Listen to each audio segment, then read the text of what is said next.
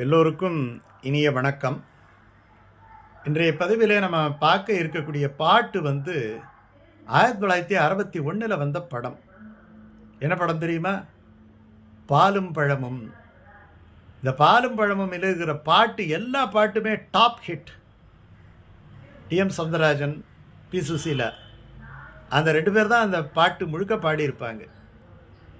ஒரு பாட்டுமே ஆலயமணியின் ஓசையை நான் கேட்டேன் அப்படிங்கிற ஒரு பாட்டு இருக்கட்டும், காதல் சிறகை காற்றினில் விரித்து வானவீதியில் பறக்கவா அப்படிங்கிற பாட்டாக இருக்கட்டும், என்னை யாரென்று எண்ணி எண்ணி நீ பார்க்கிறாய் அப்படிங்கிற ஒரு பாட்டாக இருக்கட்டும், எல்லா பாட்டுமே டாப் பாட்டு. அதில் ஒரு சோலோ ரொம்ப அற்புதமான விஷயம். போனால் போகட்டும் போடா, மிக அருமையான ஒரு பாட்டு. இந்த படம் 61 வெளிவந்த படம்.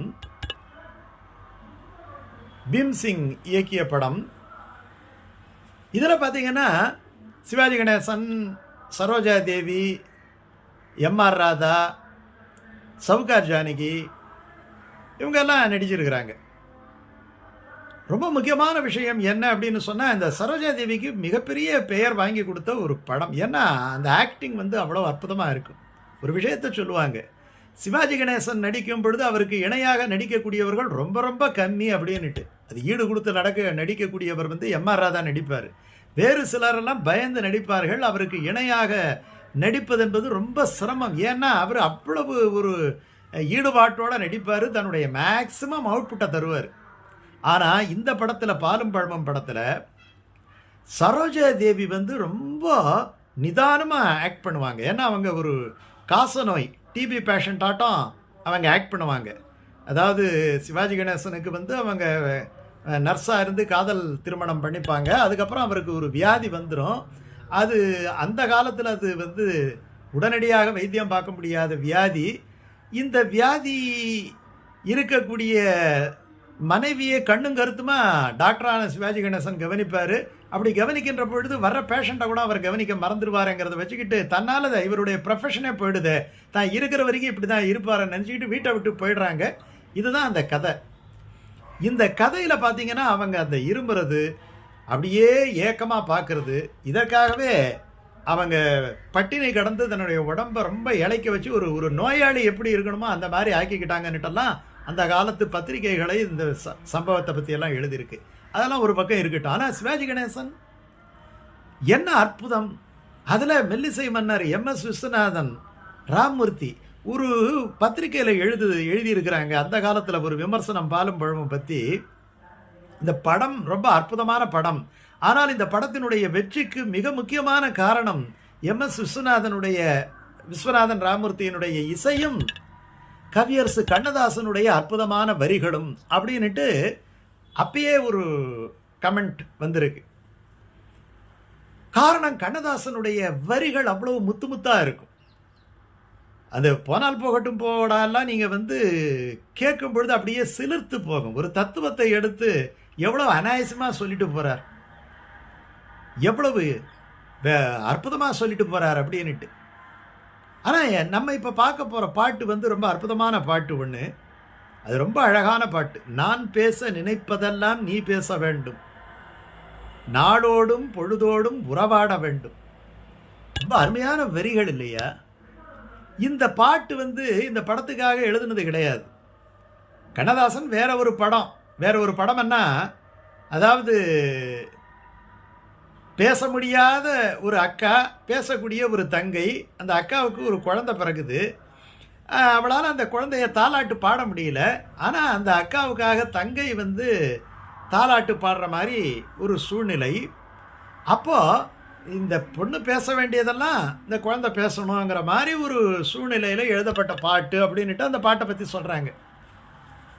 ஆனால் நம்ம அப்படி நினைக்கல. அவங்க எப்படி நினச்சிக்கிட்டு கண்ணதாசன் அந்த பாட்டை போட்டாரோ தெரியல. ஆனால் இது பாருங்கள், ஒரு கணவன் மனைவி ஒரு அற்புதமான ஒரு உறவு நீடிக்க வேண்டும் என்று சொன்னால் வேதத்திலேயே, திருமண மந்திரத்திலேயே இது சொல்லப்பட்டிருக்கு. இந்த திருமண மந்திரத்தில் இந்த சப்தபதியை ஒட்டி நடக்கக்கூடிய மந்திரத்தில் சொல்லிக்கிற மாதிரி இருக்குது. வடமொழி மந்திரமாக இருந்தாலும் அதில் உடைய கருத்து எப்படி இருக்குதுன்னா, பாரதி பாடினான் பார்த்தீங்களா, வீணையடி நீ எனக்கு மீட்டும் விரல் நான் உனக்குன்னுட்டு. அந்த மாதிரி நீ வந்து சங்கீதமாக இருந்தால் அந்த சங்கீதத்தினுடைய வார்த்தையாக நான் இருக்க வேண்டும். நீ அசைவதாக இருந்தால் அது அசையக்கூடிய காற்றாக நான் இருக்க வேண்டும். நீ என்ன நினைக்கிறாயோ நினைப்பு நீயாக இருந்தால் அந்த நினைப்பை செயல்படுத்தக்கூடியவனாக நான் இருக்க வேண்டும். என் மனதிலே நான் எதை நினைக்கிறேனோ அதை சொல்பவளாக நீ இருக்க வேண்டும். அப்படியெல்லாம் அந்த மந்திரம் வருது. இப்போ இந்த வரி கடைசியாக சொன்னோம் பார்த்தீங்களா, அந்த வரியை எடுத்து அவர் அழகாக சொல்கிறாரு, நான் பேச நினைப்பதெல்லாம் நீ பேச வேண்டும், நாளோடும் பொழுதோடும் உறவாட வேண்டும், நான் காணும் உலகங்கள் நீ காண வேண்டும், நீ காணும் பொருளெல்லாம் நான் ஆக வேண்டும். இந்த பல்லவியிலேயே மொத்தத்தையும் அடித்து தட்டி கடைசிட்டார் கண்ணதாசன். யோசனை பண்ணி பாருங்க நீங்கள். இந்த வரிக்கு இணையான ஒரு வரி நம்ம சொல்ல முடியுமா? ஒரு கணவனும் மனைவியும் இதை விட அற்புதமான வரிகள் ஏதாவது? ஒரு கணவனும் மனைவியும் இந்த மாதிரி ஒரு சொல்லிக்கக்கூடிய, அதாவது இப்படிப்பட்ட ஒரு பந்தம் இருந்தால் அந்த பந்தம் எப்பேற்பட்டதாக இருக்கும்.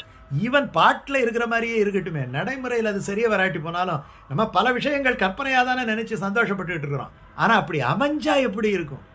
நான் பேச நினைப்பதெல்லாம் நீ பேச வேண்டும், நாளோடும் பொழுதோடும் உறவாட வேண்டும், நான் காணும் உலகங்கள் நீ காண வேண்டும், நீ காணும் பொருளெல்லாம் நானாக வேண்டும்.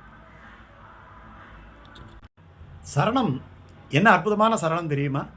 பாலோடு பழம் யாவும் உனக்காக வேண்டும், பாவை உன் முகம் பார்த்து பசியார வேண்டும், மனதாலும் நினைவாலும் தாயாக வேண்டும், மடிமீது விளையாடும் சேயாக வேண்டும். அந்த கடைசி 2 வரி பாருங்க. மனதாலும் நினைவாலும் தாயாக வேண்டும், மடிமீது விளையாடும் சேயாக வேண்டும், நான் பேச நினைப்பதெல்லாம் நீ பேச வேண்டும்.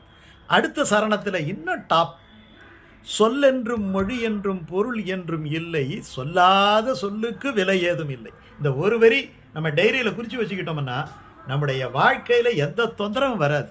பேசித்தானே எல்லா தொந்தரவும் வருது. சொல்லாத சொல்லுக்கு விலை ஏதும் இல்லை, ஒன்றோடு ஒன்றாக உயிர் சேர்ந்த பின்னே உலகங்கள் நமையன்று வேறேதும் இல்லை. அதுக்கப்புறம் என்ன இருக்கும்?